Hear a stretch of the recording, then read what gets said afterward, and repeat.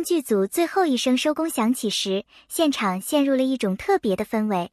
那一刻，不仅是剧组工作人员心中长舒的一口气，更是所有粉丝翘首以盼的高光时刻。无数灯光在黑夜里点亮，宛如一片深海，而那片深海却被粉丝们的赤诚与热爱染成了红色。红海不仅是灯光的海洋，更是心意的传递，是粉丝与肖战之间无声的对话。红色在中国文化中本就寓意着热烈与真诚，而粉丝手中举起的一盏盏红灯，正是象征着对肖战不变的支持与深情。那一片红海不仅仅是视觉上的震撼，更是情感上的冲击。每一个灯光背后都有一个故事，一份执着，一颗陪伴肖战一路走来的心。从清晨到深夜，粉丝们不畏风雨，等待着剧组收工的一刻。他们之中，有人赶了数百公里的路程，有人放下繁忙的学业和工作，只为在这短短的时间里能够亲眼见到肖战，给他最真挚的支持。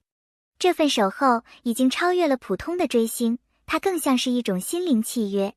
作为演员，肖战始终以最认真的态度面对角色。从清晨的第一场戏到深夜的最后一个镜头，他从不懈怠。汗水打湿了衣襟，疲惫刻画在眼神里，但他始终坚持。他的付出，粉丝都看在眼里。正因如此，粉丝才愿意用一片红海来回应他的努力。灯光并不只是灯光，而是一种精神力量。当肖战看到那片红海时，他感受到的不仅是支持，更是一种无形的推动力。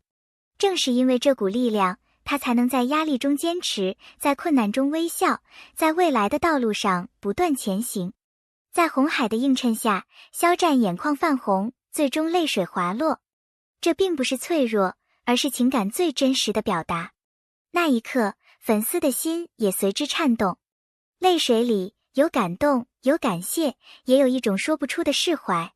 追星从来不是单向的付出，而是双向的奔赴。粉丝给予肖战坚定的支持，而肖战则用作品，用真诚回应着粉丝。这种双向奔赴，正是当代偶像与粉丝之间最温暖的连接。在这片红海里，有多少粉丝的青春与梦想？有人从大学一路陪伴到工作，有人从少女变成了母亲，但不变的是那份初心。红海承载的不只是灯光，而是岁月与回忆。作为顶流，肖战承受着巨大的压力，舆论的风浪，外界的质疑，甚至无端的攻击，都让他的道路变得艰难。但在这样的环境下，他依然选择坚持梦想，坚持用演技和作品说话。这份坚韧正是他最动人的地方。粉丝不仅仅是支持，更是一种守护。当外界的声音嘈杂不堪时，粉丝用实际行动证明他们的存在。那片红海就像是一道保护墙，为肖战遮挡住外界的冷风与流言。舞台上的肖战是光芒四射的明星，而生活中的肖战却是一个真实、温暖又坚韧的人。他会为粉丝的付出而感动落泪，他会为一个角色反复揣摩。他的真实正是他最打动人心的地方。红海不只是对肖战的支持，更是粉丝对自己梦想的一种寄托。在追随肖战的过程中，许多粉丝也找到了自己的力量。他们学会了坚持，学会了勇敢，学会了用爱点亮自己的生活。娱乐圈充满竞争和浮躁，但这一刻的红海却是最真挚的温情。它让人们看到，偶像与粉丝之间并非只是利益的交换，而是深深的情感共鸣。这种温情是最值得珍惜的瞬间。泪水并不意味着软弱，而是坚强后的释放。肖战的泪水让粉丝明白，他也是一个有血有肉的人。他的感动反而让粉丝更加坚定地想要守护他。虽然剧组已经收工，但这片红海不会消失。它会延续到未来的每一场活动，每一次舞台，每一部作品中。红海不只是灯光，更是一种信念，一种陪伴。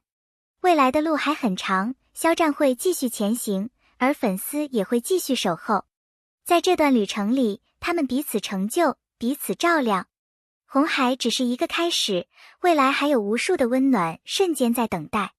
感动不是一瞬间的，而是会被不断传递。当粉丝被肖战的泪水触动时，他们也会把这种温暖传递给别人。于是，这种力量就会超越圈子，照亮更多人的心。那一夜的红海将永远铭刻在记忆里。肖战用泪水回应了粉丝的真心，而粉丝用行动守护了肖战的梦想。这是一段双向奔赴的故事，一段关于爱与坚持的传奇。那一夜的红海不仅是一场视觉奇观，更是一种可被转化的社会能量。许多人以为应援只停留在灯光与口号，但真正打动人的是灯光背后那份自发的秩序与彼此照拂。有人提醒靠后粉丝注意安全，有人给陌生人递上水和小饼干，有人默默收拾地上的垃圾，把热烈控制在温柔的边界里。这些细微之举，正是爱最可靠的模样。当一个群体愿意为共同的情感承担责任，他们也就具备了把热情迁移到现实议题的能力。许多圈层早已探索公益化应援的路径，把一次出行的预算分出一部分捐给偏远地区的图书角，把一次登海的协调能力延伸到社会志愿活动的组织，把一次守候的耐心转化为对陌生人的理解与包容。偶像粉丝的关系因此从单向仰望成长为彼此成就。红海为何能让人落泪？因为它让我们看见，原来被理解的感觉可以如此具体。原来坚持不只是口号，而是一次次我在的回应。情感被看见，努力被承认，善意被接力，这三件事叠加在一起，就会诞生一种温柔而有力的共同体意识。对肖战而言，最珍贵的不是声量，而是彼此变得更好的真实发生。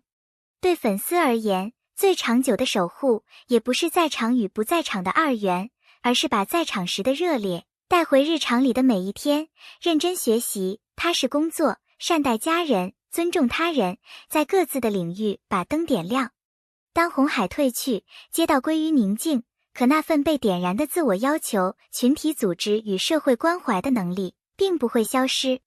它会在下一次需要的时刻再度被召唤，也会在看不见的角落默默发生。情感的价值就在于此，当你愿意为热爱承担，热爱也会反过来拖住你。镜头收起，场务撤离，夜色降临，可这并不是故事的终点。真正的结尾发生在每个人回到生活之后，有人把现场的感动写成日记，有人把那一帧泪光做成屏保提醒自己别忘了初心，有人在下一次困难时忽然就想起那晚无数小灯合成的海洋，于是决定再咬牙多坚持一会儿。我们常说偶像与粉丝是双向奔赴，其实更像一个回路，作品点亮了人，人的反馈又滋养了作品，理解生出力量，力量守护理解。